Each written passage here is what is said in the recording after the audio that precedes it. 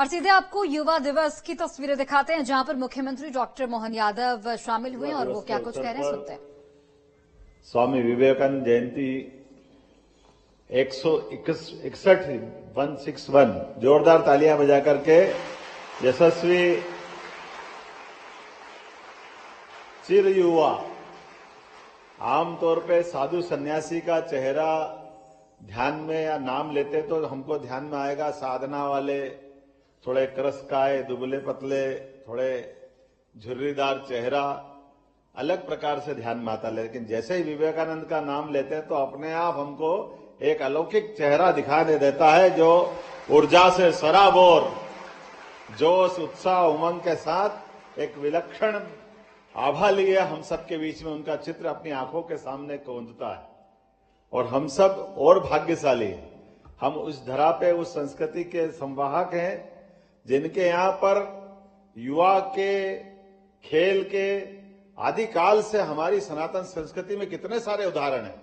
आप कल्पना करिए, आप सब कभी मंदिर जाते हैं और ध्यान से देखना, हमारे यहाँ देवी देवताओं की प्रतिमा भी लगेगी तो युवा देवता की लगेगी, कोई बुजुर्ग देवता आपको दिखाई नहीं देंगे। ये युवा का महत्व हम सबको ऊर्जा दिलाने के लिए, कोई भी मंदिर में कभी भी प्रतिमा लगेगी, भगवान राम की, भगवान कृष्ण की, जहां भी लगेगी, वो हमको अपने आप सदैव ऊर्जा से सराबोर रहते और आगे बढ़े। हमारे यहाँ जिन भी देवी देवता का केवल जन्मदिन मनता है, जन्मदिन के बाद शरीर तो सबको छोड़ना है, तो जयंती मनती है, उनका निर्वाण दिवस का कोई अपने यहाँ सिस्टम नहीं है।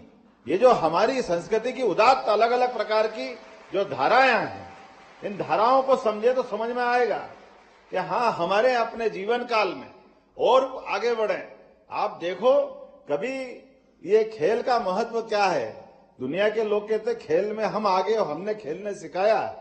ये ओलंपिक की बात आती, अच्छी बात है, हम पूरा विश्व जुटता है, लेकिन हमारे यहाँ तो परंपरा कैसी थी, अरे विवाह भी करना तो स्वयंवर के माध्यम से विवाह होता था, बिना स्वयंवर के विवाह भी नहीं हो सकता था।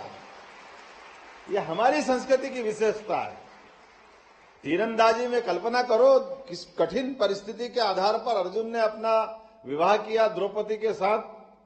कहां मछली की आंख और कहां तेल के अंदर देखना नीचे, कोई अंदाज लगा सकता है। स्वयंवर में भगवान श्री राम ने जो धनुष, परशुराम जी का, दोनों खतरनाक मामले थे। अब तो राम जी का ही समय चल रहा है, बोलो जय श्री राम। 22 जनवरी एक ऐसा समय आया है, इस समय का 500 साल से इंतजार था, हजारों हजार साल से, वैसे तो लाखों साल से, लगभग 17 लाख साल पहले का, क्योंकि आयु भी हमारे यहाँ नासा ने डिसाइड कर दी है राम सेतु के आधार पर। जो रामेश्वरम का सेतु था जिसको तोड़ने के पीछे प्रयास हुए थे, उसके आधार पर माना गया कि वो लगभग 17 लाख साल पुराना है। और 17 लाख साल पुराना मतलब भगवान राम का काल 17 लाख साल पुराना होगा। और ऐसा एक व्यक्तित्व, भगवान राम का वो चरित्र, आदर्श पुत्र, आदर्श पति, आदर्श भाई, आदर्श शासक, जितने भी प्रकार के भगवान के आप रूप देखोगे वो सब अलग अलग प्रकार से।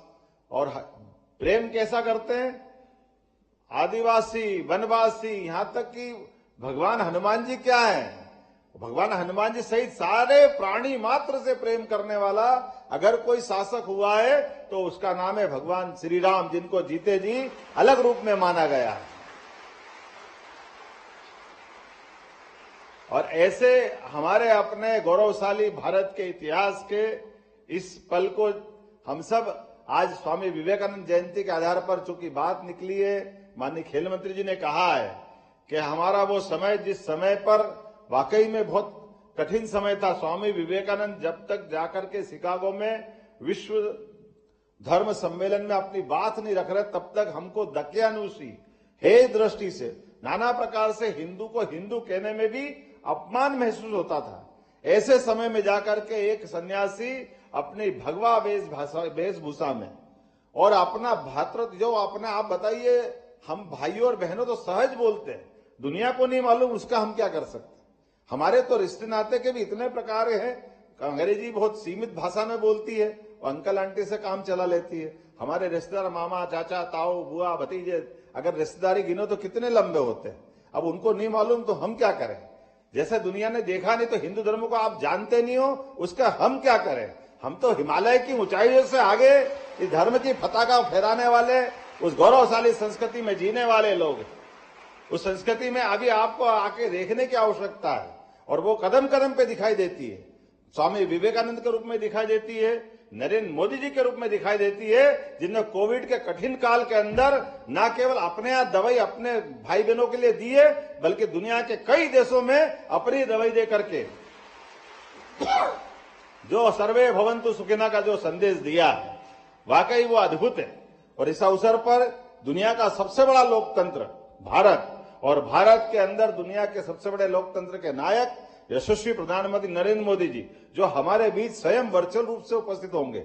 जीवन के प्रत्येक क्षण में प्रत्येक काम को, जिस काम को लगाते हाथ, वो अपने आप लगता है कि कहां से कहां पहुंच जाता है। हमको मालूम है, अभी लक्षद्वीप में गए थे, समुद्र के अंदर टूरिज्म का एक नया स्थान, तो मालूम पड़ा मालदीव जैसे देश के 8,500 फ्लाइट कैंसिल हो गई, उनके सारी बुकिंग कैंसिल होकर के अपने देश में टूरिज्म का नया रास्ता खुल पड़ा, बिना बोले बिना कोई शिकायत किए। इस सारी बातों का लेकर के वर्तमान का दौर हमारे लिए अगर आइकॉन के रूप में देखे, आदर्श व्यक्तित्व के रूप में देखे, तो हमारे नरेंद्र मोदी जी का वाकई में, और नरेंद्र मोदी जी ने कितने प्रकार से, कैसे लोग चाहिए, ऐसे ही तो लोग चाहिए।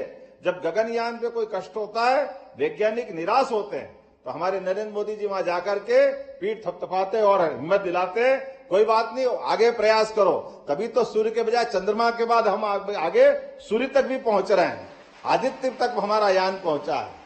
हमारे जीवन के सब क्षेत्रों से, रक्षा से, सुरक्षा से, जिस जिस जीवन के सारे क्षेत्रों में सरकार का दखल हो सकता है, वहां आदर्श स्थिति उत्पन्न करने के लिए यशस्वी प्रधानमंत्री हर जगह दिखाई देते हैं। और चलिए बढ़ते आगे, उज्जैन से अगली बड़ी खबर। बीजेपी नेता